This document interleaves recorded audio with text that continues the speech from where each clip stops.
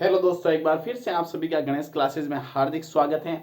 हमने आपको कल ही अवगत करा दिया था कि हम एक बार फिर से जिस बैच का स्टार्ट कर रहे हैं वो है बीएसटीसी प्रहार बैच 2023। और बिल्कुल आप खुद विश्वास रखिए, इस बात का यकीन रखिए कि आज से ही आज आपकी पहली क्लास मिलेगी। अगर आज से ही आप बिल्कुल कंटिन्यू 1 से 1.5 महीने तक हम हमारे साथ आप जुड़े रहते हो तो बिल्कुल आपको एक सही गाइडेंस के साथ वो टॉपिक्स आपको पढ़ाए जाएंगे जहां से बड़े शानदार क्वेश्चंस बनते हैं और बहुत ही मार्किंग वाले टॉपिक्स कह सकते हैं जहां से 3 से 4 क्वेश्चंस बनते हैं, यानी कि 10 से 12 नंबर के क्वेश्चन जहां से फंसते हैं। तो एक बार फिर से मैं आप सभी का स्वागत करता हूं। देखो दोस्तों, मैंने आपको शुरुआत में बता दिया था कि बड़ी बड़ी कोचिंग में पढ़ने से कुछ नहीं होगा, बड़ी बड़ी गाइड को पढ़ने से कुछ नहीं होगा। देखो बात तो क्योंकि सिर्फ और सिर्फ 200 क्वेश्चन की है, कम मेटर के साथ इस 200 क्वेश्चन को जिसने कवर कर लिया उसी का भाई सिलेक्शन होगा, उस वही इस एग्जाम को क्रैक कर पाएगा। तो बात इन 200 क्वेश्चंस की है, बात उन 3 घंटों की है जो आप एग्जाम टाइम के जो होते हैं एग्जाम हॉल में जो बैठते हैं वो 3 घंटों की बात होती है और उस पेपर के 200 क्वेश्चंस की बात होती है। बड़ी बड़ी गाइडें, बड़ी बड़ी कोचिंग से पढ़ने से कुछ नहीं होगा, बात सिर्फ 200 क्वेश्चंस की। और 200 क्वेश्चन हम यहाँ से फंसाएंगे आपको एक सही टॉपिक के, मतलब जैसे राजस्थान का एकीकरण है तो आपको मैं एकीकरण की या तो क्लास दे दूंगा या उसके टॉपिक से कुछ पीडीएफ, जो पीडीएफ बनाई मैंने जब बीएसटीसी की तैयारी की, रीट की तैयारी की, उन दोनों का जो कॉम्बो होता है कम से हाई लेवल तक, हाई भी बिल्कुल मेंटेन करके जो टॉपिक्स के जो नोट्स है वो मैं आपको शेयर करूंगा। तो नीचे जो टेलीग्राम में लिंक दे रखा है उसमें हम टॉपिक वाइज मैं आपको नोट्स शेयर करूंगा, तो उससे भी आप जुड़िएगा। क्योंकि सेल्फ देखो तैयारी जो सिलेक्शन जो दिलवाती है वो सेल्फ स्टडी दिलाती है। कोचिंग देखो, कोचिंग बड़ी बड़ी क्लास लेने से कुछ नहीं होता है, तैयार तो आपको खुद को होना होगा, कोशिश तो आपको खुद को करनी होगी। और पता ही है आप सभी को कि कोशिश करने वालों की कभी हार नहीं होती है, लेकिन खुद पर यकीन रखना होगा। आज हम जिसके बारे में बात करेंगे वो है राजस्थान के त्योहार पर्व के बारे में। राजस्थान एक ऐसा देश है जहां, राजस्थान क्या पूरा भारत में कह सकते हैं कि भारत पूरा एक क्या है, त्योहारों का देश है जहां बहुत सारे त्योहार मनाए जाते हैं। हम राजस्थान के प्रमुख त्योहार के बारे में बात करेंगे। और देखिए राजस्थान के त्योहार से 2 से 3 क्वेश्चन आराम से बनते हैं, यानी कि 6 से 9 नंबर का ये टॉपिक रहेगा। कुछ चीजें मैं यहाँ बता रहा हूँ, त्योहार जो छूटेंगे वो आपको मैं टेलीग्राम पे बिल्कुल मेरे नोट्स में शेयर कर दूंगा, जिन्हें आप पढ़िएगा बिल्कुल शॉर्ट नोट्स से। ऐसे नहीं कि मैंने किसी एक त्योहार के बारे में बहुत ही 5-6 पेज में लिख लिया, ऐसा कुछ नहीं है। हर एक त्योहार से 2 या 3 जो फैक्ट होते हैं वही पूछे जाते हैं, बस उन्हीं को पढ़ना है। बड़ी बड़ी कोचिंग के चक्कर में पढ़ोगे तो त्योहारों में पूरे 10-12 दिन की क्लासें लगा देंगे वो, इनको पढ़ने से कोई फायदा नहीं है। हकीकत तो ये, वास्तविक लेवल की बात तो ये। देखिए राजस्थान क्या है, राजस्थान के त्योहार किसकी बात कर रहे हैं, राजस्थान के त्योहार और पर्व। आप सभी को पता है कि राजस्थान एक त्योहारों का राज्य है, भारत एक त्योहारों का देश है। सबसे पहले जिस त्योहार या पर्व की बात करेंगे वो है गणगौर। कौन सा है दोस्तों, गणगौर। गण का मतलब होता है शिवजी और गौर का मतलब होता है पार्वती, यानी कि ये शिवजी और पार्वती से रिलेटेड त्योहार है गणगौर।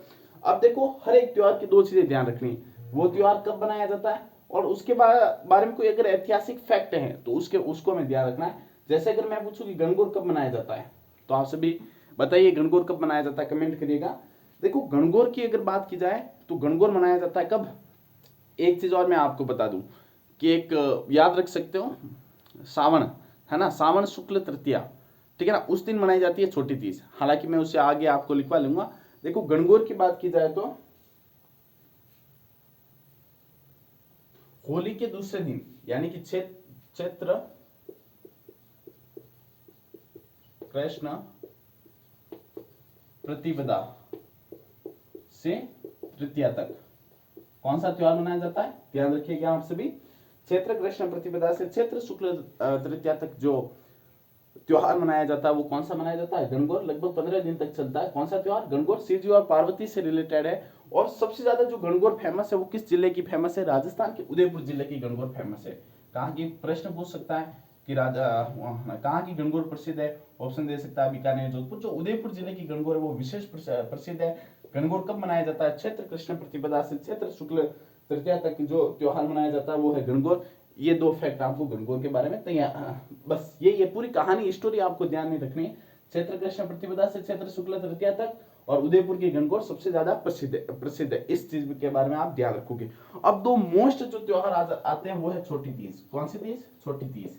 एक होती है बड़ी तीज। देखो यहीं से क्वेश्चन फंसेगा, या तो गणगौर से पूछेगा, या छोटी तीज, या बड़ी तीज, या एक दो और जैसे होली है, रक्षाबंधन है, इनके बारे में चर्चा करेंगे। छोटी तीज, देखो एक कहावत है कि तीज त्योहार बावड़िया ले डूबी गणगौर, यानी कि जो त्योहारों का जो आगमन होता है वो छोटी तीज से होता है। छोटी तीज के बाद सावन शुक्ल तृतीया को, और जो त्योहारों का जो खत्म है, जो त्योहारों की एक बावड़ी के रूप में जो पूरा एक सिलसिला शुरू होता है वो गणगौर के साथ, छोटी तीज के साथ शुरू होता है और गणगौर के साथ खत्म होता है। यानी कि छोटी तीज कब मनाई जाती है? सावन शुक्ल तृतीया को। कब मनाई जाती है? सावन शुक्ल तृतीया को। क्या मनाई जाती है? ऐसे तृतीया को मैं 3 बना देता हूं ना। छोटी तीज कब मनाई जाती है? सावन शुक्ल तृतीया को छोटी तीज मनाई जाती है।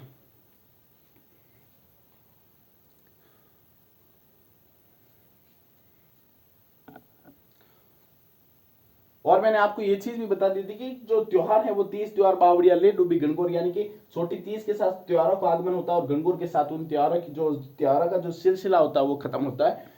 देखो श्रावण शुक्ल तृतीया को छोटी तीज मनाई जाती है, और छोटी तीज जो प्रसिद्ध है ना वो जयपुर जिले की काफी प्रसिद्ध है। जयपुर में मनोर नामक स्थान से शुरू होती है और कुंभा स्टेडियम तक चलती है। बहुत ही प्रसिद्ध है छोटी तीज, ध्यान रखना। छोटी तीज एक कब मनाई जाती है? सावन शुक्ल तृतीया को। और किस जिले की प्रसिद्ध है? जयपुर। मोस्ट इंपोर्टेंट, दोनों ही त्योहार मोस्ट इंपोर्टेंट है, इन्हें ध्यान रखना आप। गणगौर चैत्र कृष्ण प्रतिपदा से चैत्र शुक्ल तृतीया तक उदयपुर जिले की गणगौर विशेष प्रसिद्ध है। और छोटी तीज यानी कि कह सकते हैं कि तीज त्योहार बावड़िया ले डूबी गणगौर, जो त्योहारों का आगमन छोटी तीज के साथ होता है वो गणगौर के साथ खत्म भी हो जाता है। तो छोटी तीज सावन शुक्ल तृतीया को मनाई जाती है और जयपुर की प्रसिद्ध है। एक आप ध्यान रखो कि बड़ी तीज है, ज्ञान जिसे हम कजली तीज कहते हैं। क्या कहते हैं? कजली तीज। कजली तीज, जिसे हम बूढ़ी तीज भी कहते हैं। क्या कहते हैं? बूढ़ी तीज। ठीक है ना। ये कब मनाई जाती है?